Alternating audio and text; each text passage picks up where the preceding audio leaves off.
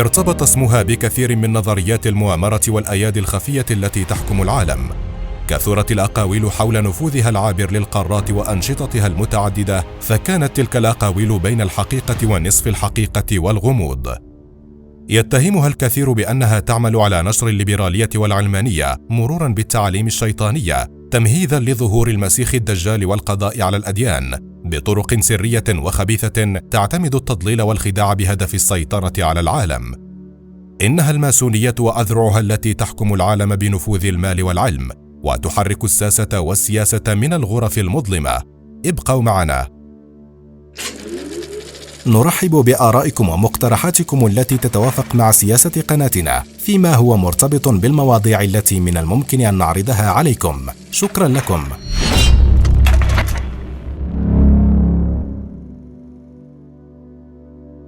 يقول الكاتب والناقد والمترجم المصري الراحل علي شلش في كتابه تاريخ الماسونية في مصر الصادر في العدد 31 من سلسلة مصر النهضة من إصدار مركز وثائق وتاريخ مصر المعاصر بالقاهرة عن تعريف الماسونية كما جاء في الموسوعة البريطانية طبعة 81/900.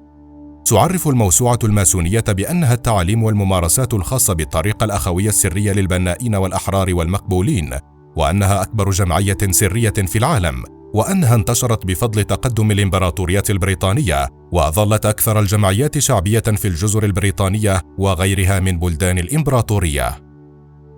ترجع الموسوعة نشأة الماسونية إلى النقابات التي ألفها البناؤون عندما تولوا بناء القلاع والكاتدرائيات في العصور الوسطى. عندما توقف بناء الكاتدرائيات، بدأت بعض محافل البنائين العاملين في قبول أعضاء فخريين لوقف تدهور الإقبال على عضويتها نتيجة لوقف عمليات البناء. من هذه المحافل نشأت الماسونية الحديثة الرمزية والنظرية غير المرتبطة بحرفة البناء.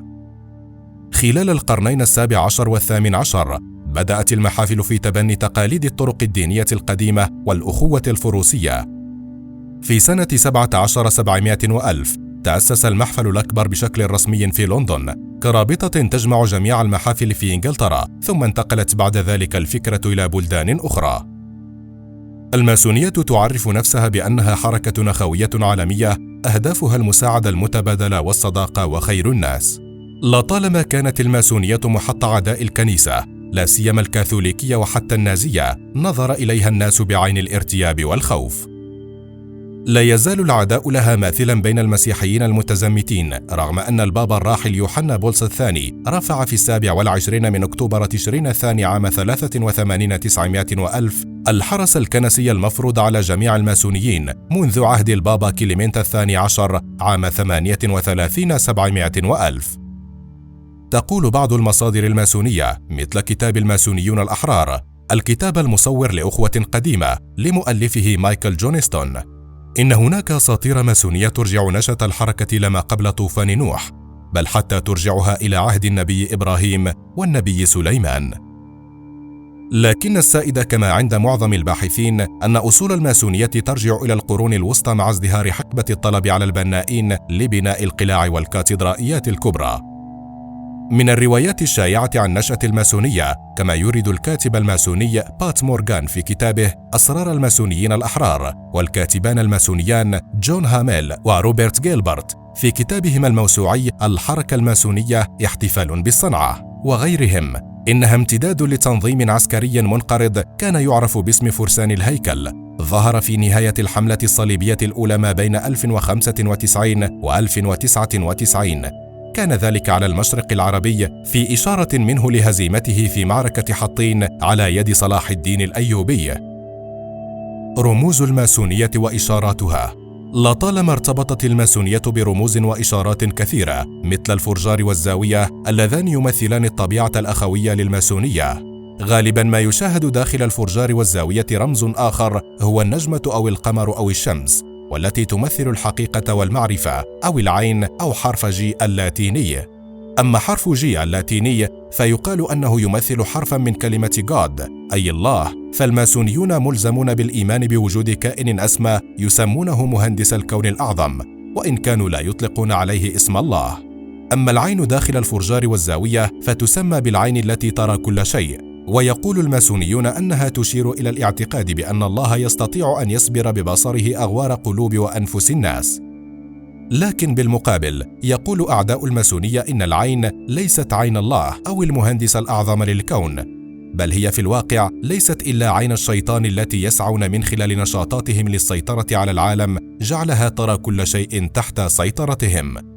فحسب كتاب شرح الرموز الماسونية لمؤلفته الدكتورة كاثي بيرنز، تقول إن الحرف G يمثل كوكب الزهرة أي كوكب الصباح، وكوكب الزهرة يمثل العضو الذكري عند الرجل، وهو أيضا أحد أسماء الشيطان. هو يمثل عند الماسونيين الإله بافوميت، الإله الشيطاني الذي اتهم فرسان الهيكل بعبادته في السر، وهو يجسد الإبليس لوسيفر. يضيف أعداء الماسونية، كما يقول الكاتب مايكل بينستون في كتابه داخل الجمعيات السرية، إن رمز العين التي تظهر في قمة المثلث على الختم الأعظم للولايات المتحدة وعلى فئة الدولار الواحد الورقي والكلمات المكتوبة تدلل على سيطرة الماسونيين على الولايات المتحدة وعلى رغبتهم في السيطرة على العالم، باعتبار أن من صمم الختم وضع الرسم والكلمات له خلفية ماسونية. ويجاهر أعداء الماسونية باتهامها بأن شعاراتها مثل نافوس أوردو سيكلوروم والتي تعني النظام العالمي الجديد، وأوردو أب تشاو والتي تعني النظام من داخل الفوضى، هو نفس الشعار الذي يتبناه المحافظون الجدد الذين بات لهم نفوذ سياسي متعاظم في الولايات المتحدة حالياً. هذه الشعارات لها مدلولاتها، كما يقول مايكل بينستون في كتابه داخل الجمعيات السرية، حيث يكمن تفسير الشعار الأخير مثلاً على أن الماسونيين يغتنمون الفرص من الفوضى لأنه من السهل استغلال حاجة البشر للنظام. يعتبر البعض من المناهضين للماسونية وبعض المؤمنين بنظرية المؤامرة أن المنظمة في حقيقتها عبارة عن منظمة سياسية واقتصادية عملاقة، هدفها الرئيسي هو الهيمنة على العالم عن طريق السيطرة على وسائل الإعلام والاقتصاد العالمي والتغلغل في صفوف الكنيسة الكاثوليكية. حسب الموسوعة الكاثوليكية الحديثة، فإن طوائف مثل المورمون وتيارات مثل الشيوعية والاشتراكية والثورة الفرنسية وحركة مصطفى كمال أتاتورك ما هي إلا تيارات تفرعت من الماسونية. وتعتبر الموسوعة التيار الذي يقبل بالشذوذ الجنسي بين كبار منتسبي الكنيسة صنيعة ماسونية. كما أن البعض يعتبر قيام الماسونية بنشر فكرة أن الخلاص أو النجاة بالمفهوم الديني يمكن تحقيقه من خلال أعمال الفرد الحسنة فقط. هذا يعتبر إنكارا لجميع عقائد الديانات التوحيدية التي لها شروط أخرى للخلاص أكثر تعقيداً من مجرد كون الشخص يقوم بأعمال جيدة. في تشرين الثاني نوفمبر عام 1983 صرح يوحنا بولس الثاني نصاً: لا يمكن أن تكون كاثوليكياً وماسونياً في نفس الوقت. يعتقد البعض أن أقوى دولة علمانية وهي الولايات المتحدة الأمريكية مبنية أساساً على المفاهيم الماسونية، إذ كان 13 ممن وقعوا على دستور الولايات المتحدة و16 من رؤساء الولايات المتحدة ماسونيين، ومنهم جورج واشنطن وبنجامين فرانكلين. حسب الدكتور أسعد السحمراني أستاذ الفلسفة بجامعة بيروت، فإن الشاعر إبراهيم اليازجي الذي كان ماسونيا من لبنان قد كتب القصيدة التالية في أواخر القرن الماضي: الخير كل الخير في هدم الجوامع والكنائس، والشر كل الشر ما بين العمائم والقلانس. ما هم رجال الله فيكم، بل هم القوم الأبالس، يمشون بين ظهوركم تحت القلانس والطيالس. الماسونية في العالم العربي. يقول الكاتب المصري علي شلش في كتابه تاريخ الماسونية في مصر: عرفت مصر المحافل الماسونية بشكل رسمي عقب غزو نابليون بونابرت لمصر في عام 1798، إلا أن الأديب والمؤرخ والصحفي اللبناني جورج زيدان المنتمي إلى الماسونية وصاحب كتاب تاريخ الماسونية العام الصادر سنة 1889 يقسم تاريخ الماسونية في مصر إلى مرحلتين على النحو ذاته الذي اعتاد مؤرخو الماسونية الأوروبيون مرحلة نقابية ومرحلة أخرى رمزية ونظرية. يقول زيدان في هذا الإطار: تاريخ الماسونية في مصر يعود إلى عصر بناة الأهرام والمعابد القديمة، مروراً بالعصور الوسطى التي شارك بناؤون مسيحيون قادمون من أوروبا في بناء العديد من الجوامع والقلاع والأسوار بالقاهرة خلال تلك الحقبة. بعد مجيء الحملة الفرنسية إلى مصر، ظهرت في مصر المحافل الماسونية الرمزية على يد نابليون وكليبر كذلك، وبعد قادة الحملة وضباطها من الماسونيين، حيث دشنوا في أغسطس آب من عام 1798 محفلاً باسم محفل إيزيس على طريقة ممفيس. قد توقف هذا المحفل عقب رحيل بونابرت ومصرع كليبر ومغادرة الحملة الفرنسية البلاد. حدث انقطاع طويل بعد ذلك إلى أن تكررت المحاولة مجددا في عام 1830 عندما أسس بعض الإيطاليين في الإسكندرية محفلا على الطريقة الإسكتلندية. تلاه محفل آخر في القاهرة سنة 1838 تحت رعاية المجلس العالمي المنفيسي الفرنسي اسمه محفل مينيس. في سنة 1845 شهدت الإسكندرية تأسيس محفل تحت رعاية محل الشرق الأعظم الفرنسي اسمه محفل الأهرام، وانضم إليه الكثير من الأجانب والمصريين. كان لهذا المحفل الأخير، كما ينقل شلش عن زيدان، الفضل الأكبر في بث تعاليم الماسونية في مصر تحت سمع وبصر الحكومة المصرية. كان من أبرز أعضائه غير الأوروبيين عبد الحليم ابن محمد علي باشا الشهير باسم الأمير حليم، والأمير عبد القادر الجزائري. توسعت بعد ذلك المحافل الماسونية في مصر لتضم كثيرا من الشخصيات الشهيرة وأعضاء العائلة المالكة والنخبة الاجتماعية والطبقة السياسية والمثقفين والفنانين. ومن أبرز هؤلاء على سبيل المثال الخديوي رفيق، جمال الدين الأفغاني، إدريس راغب باشا رئيس مجلس شورى النواب في عهد إسماعيل ومؤسس النادي الأهلي، وعدد من الزعماء السياسيين الكبار مثل سعد زغلول وعبد الخالق ثروت وعدلي يكن وأحمد ماهر وفؤاد سراج الدين. من الفنانين يوسف وهبي وفريد شوقي ومحمد المليجي.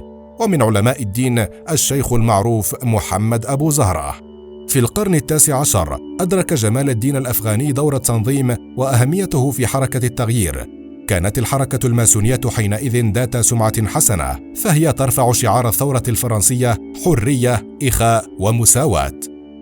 تسعى لفصل السلطة السياسية عن السلطة الدينية، كما كانت تضم صفوة المجتمع بصرف النظر عن الجنس والدين، مما جعله ينضم للمحفل. لكنه عندما دعا قيادات المحفل لتطبيق شعاراته قالوا إن الماسونية لا دخل لها بالسياسة، فقاد الأفغاني التمرد ضد المحفل الغربي وتسبب بحدوث انشقاق داخل المحفل الماسوني بمصر.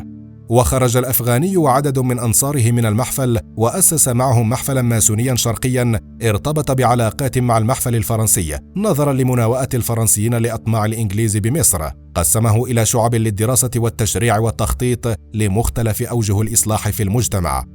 وفي هذه الشعب ثم في الحزب الوطني الحر تكونت القيادات التي لمعت في مصر وقادت الثورة العرابية، ومنهم أحمد عرابي ومحمد سامي البارودي وعبد السلام ومحمد عبده وسليم نقاش وأديب إسحاق وعبد الله النديم.